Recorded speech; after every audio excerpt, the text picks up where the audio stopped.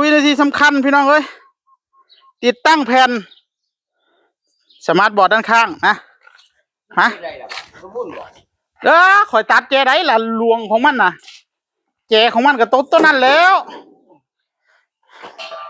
ลูกนี่เนี่ย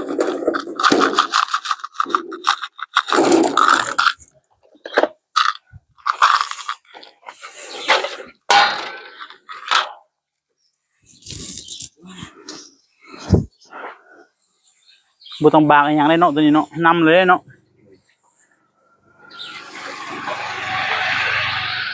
โอ้ได้รถใหม่เซยมันได้การนี่แหละผู้ที่ใส่หมอนั่นไปซื้อนะน้ำหมอนี่นะเอารถมันน่ะนะที่อยู่โรงพยาบาลน่ะน้ำหมอนี่นะหมอนี่เป็นผู้ใส่ให้ไปซื้อแล้วหมอนั่นก็เอาไปส้นแล้วมันออกรถใหม่บัดนี้นี่เดี๋ยวมันรถคันใหม่ของมันนี่เพิ่งซื้อเมื่อวานนี่มื้อนี้มันก็ไปแล่นคือเขาคักบ่หมอนั่นก็นอนโซอยู่โรงพยาบาลเลย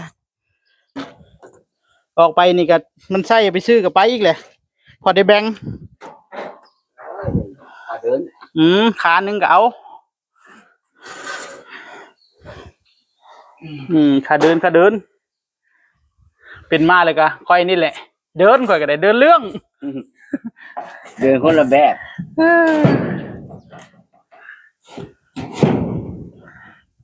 เป๊ะเทศไทยปอดคักเธอตัวนี้ยิงไว้ในปัดโถผู้ใดเฮ็ดว่าตัวนี้โอ้บ่ถึงจะคือไร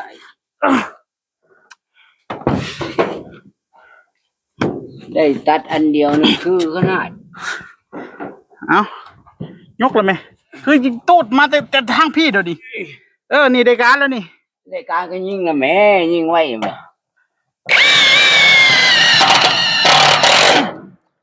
โอ้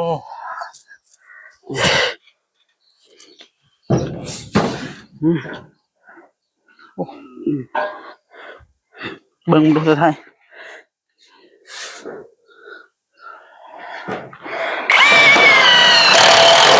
ตัวนี้มันคือสีกายเสียนจังน้อยเนาะหรือไงเอารถเนาะนำรถเนาะอย่าลำไรมันบ่เกี่ยวกับเส้นดอกเดียเส้นไว้ซื้อเดี๋ยวขอไปยิงกับแกพุ่นมาให้มันดูดีเส้นให้มันดูดีก็มีบ่ตัวนี้เรามีแต่ดีดเส้นให้มันได้ตามเส้นบ่ได้มันก็สิไปบ่ไปน้ำเส้นก็ใกล้เคียงมันก็เกี่ยวกันอันเดียวกันยิงจะว่าไร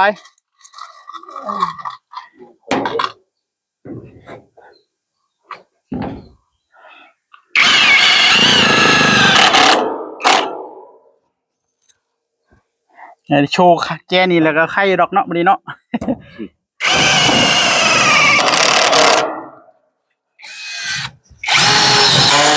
โฟร์แมนมาตรวจงานก็มันได้งานอยู่มื้อนี้ให้เป็นตาให้อยู่ค่าจ้างวัน2คนนี้โอ้เห็นงานคักขนาดบ่ได้งานอยู่เด้ค่ะได้งานอยู่บ่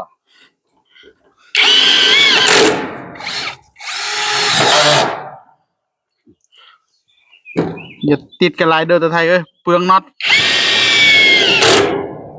มันก็คักอยู่ดอกติดกันนะแต่มันเปลืองน็อตสำใดสำหนึ่งเนี่ยนะ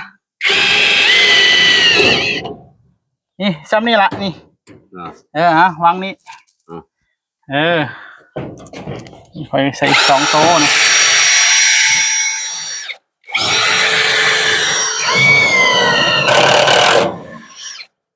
เว้นอะไรคือบ่ดันบ่มีแห้งเขา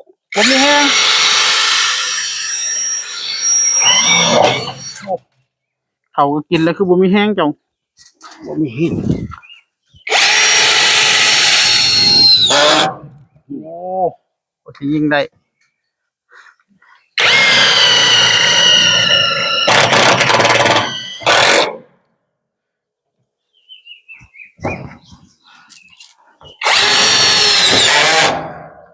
มันบ่คือทางใต้เว้ยทางเทิง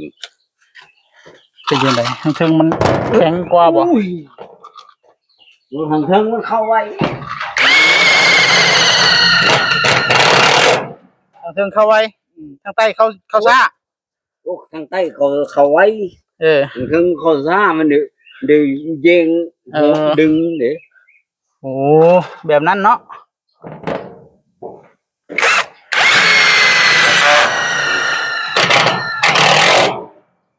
เนาะ มานี้เปลี่ยนแผนแล้ว เฮ็ดยังไงบัด เจ้า นี้ เจ้ายิงตัวถึงกูยิงตัวล่าง เอา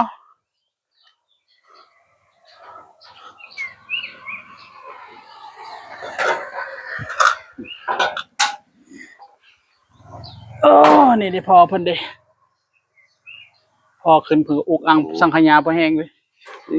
ขายหน้าเพิ่นเด้เพิ่นน่ะ โอ้ยมืออื่นมองนั่งบ่เดินี่แม่ เอาตลับเม็ดมาข่อยสิวัดได้เดี๋ยวนี้บ่ได้มานั่งได้เด้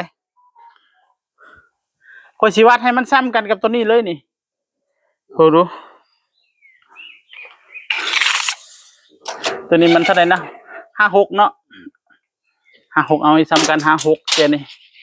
แล้วก็มีบ่เศษตัวนั้นมันซ้ำมันได้ตัวนี้หรือบ่ฮะ อีหลี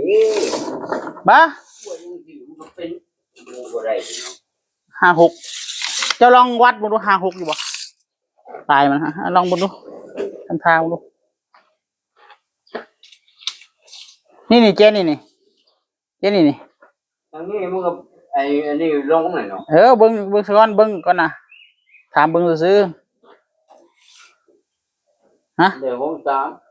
63โอ้บ่ได้สั่งมันเอาไปเอามาตลับเม็ดบ่เอามาดอกเพชรนั่นเอาไว้ใส่ตัวกลาง วิ่ง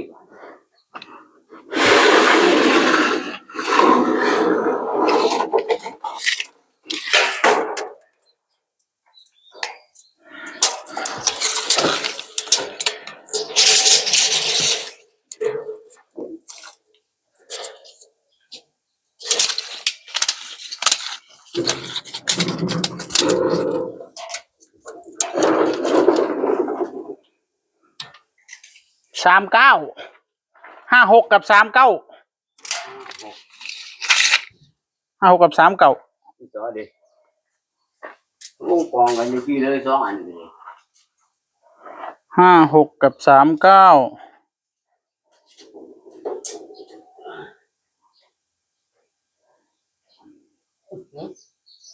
เดี๋ยวสุดท้ายเจ้าสิตัดจังได๋น่ะเดี๋ยวเบิ่ง56กับ39เจ้าสิตัดจังได๋เจ้าสิไปจังได๋ โอ้ก็ไปตามอันนี้มันตัวของอัน นี้เฮาเอาไว้ใส่เจนี่ตัวนี้น่ะเอาอันไม้รถเอาไว้ใส่ตัวนี้มันเลียมมันไปทางนี้แล้วเออ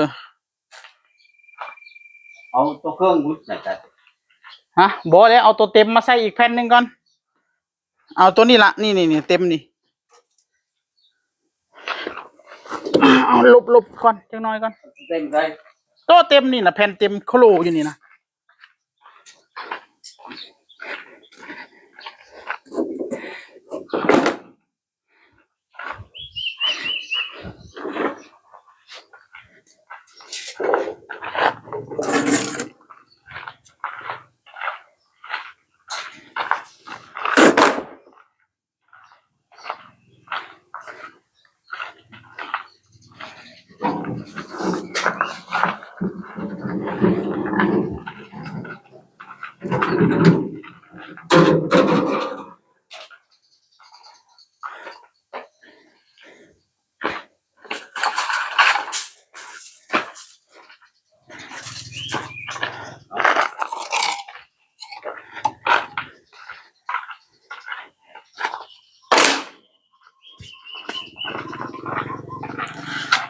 56กับ39เจ้าเอาไปปองใดว่าหันเจ้าสลับแจถึกอยู่บ่เจ้าให้มันไปฟังนี่ได้ ก็ฟังนี่ตัวเอา เดี๋ยวเบิ่งก่อนเจ้าเฮ็ดถึกอยู่บ่ใช้56นี่บ่เออแล้วตอนนั้น39อยู่ไส นี่ดิก็เอาทั้งนี้ขึ้นไหมว่าบ่ถือ มันคือสิถึก ต้องเอาเรียบชื่อพี่เนาะ ต้องเอาริมแกนี่ตัวแล้วมันก็สิเป็นตัวกลางนี่ตัว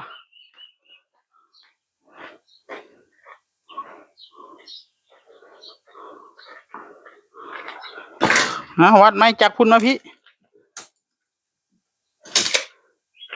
563956แบบนี้ถูกต้อง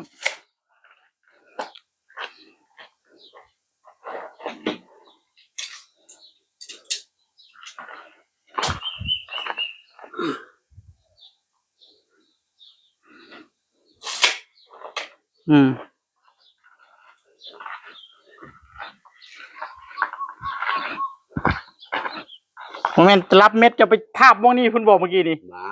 อยู่นี่แม่นบ่ จะคือลาย ลองดีดตับแล้วก็ทำท่าวัดไหมไม่เริ่มบ่อยากเชื่อเจ้าแล้ววันนี้ เอาไว้ ข่อยย่านเจ้าเฮ็ดจังซี่นะเมื่อกี้นะโอ้ได้การอยู่นะข่อยก็ทำท่าซื่อๆดอกทักท้วงไป โอ้ สั่นทักท้วงก็บ่ได้ ไปไงนี่โอ้ เจ้าของหัวกระดึงออกเลยทำคนนี้ป่ะ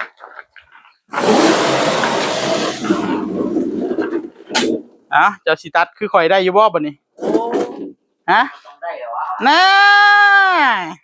จะว่าเจ้าได้ข่อยสิท่าเบิ่งอย่าให้เบี้ยวเด้อลองเบิ่งพี่น้องเอ้ยคือบ่ตูดไปหลายๆแน่มันจะได้มีพื้นที่ยืนอยู่นี่นะตูดไปพุ่นอีกนะเอ้ยการตูด โอ้บที่ข่อยมันคือลายที่ตรงนี้ข่อยนึกยังหอดว่ะ โอ้ยเบิ่งตูดซะก่อนยืน ก็อยู่ตรงพี่ เจ้าสิอยู่ข้างๆอันตัว อยู่ทางนี้ อยู่ข้างๆเลยก็เล่งเอาตัวแม่นดิบ่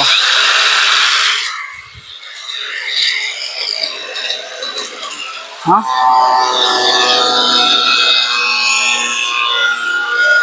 ตัดจังไดให้ฝุ่นมันเข้าหาเจ้าของ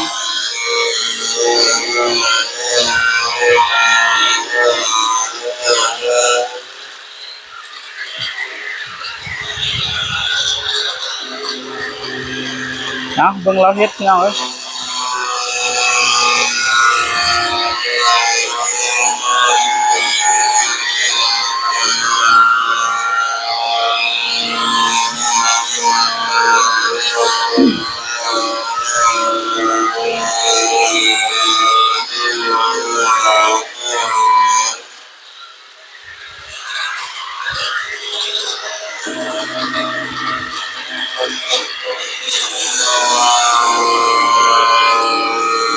ฝากไปถึงท่านครับ